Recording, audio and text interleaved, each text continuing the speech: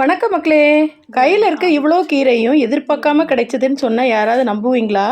நம்ம ஒன்று நினச்சி நட்டா நினச்சது காய்க்காம வருத்தப்படுறப்போ இன்னொன்று கிடைக்குது. புரியலைல்ல சொல்கிறேன்.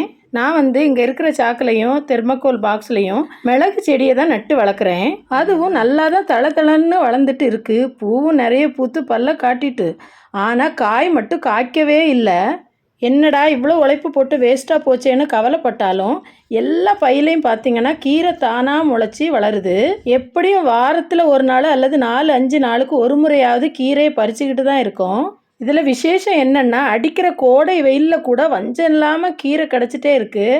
மிளகுல ஏன் பூ காய்க்கலை? ஒருவேளை வெயிலில் பூவெல்லாம் உதிர்ந்து போச்சுதோ என்னவோ. இன்னும் ஒரு 10 நாள் கூட பார்த்துட்டு மிளகு செடி காய் வரலன்னா பிடுங்கி தூர போடலான்னு நினச்சிட்டு இருக்கேன்.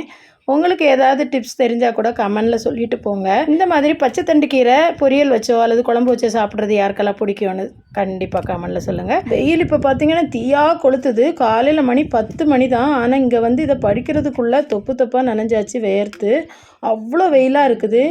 நம்ம சேனலை தொடர்ந்து பார்க்குறவங்களுக்கு தெரியும். 3.0 கீரைன்னு சொன்னேன்ல, அதுக்கப்புறம் கூட 2-3 தடவை அறுத்துட்டோம். இப்போ மறுபடியும் எங்கள் அம்மா அதில் இருக்கிறாங்க. இதோட முடிஞ்சிரும்னு நினைக்கிறேன். ஓகே மக்களே, வீடியோ பிடிச்சா லைக் பண்ணுங்கள். அப்புறம் எப்பவும் போல் நாம் எப்போதும் நல்லது நினைப்போம், நல்லது நடக்கும்.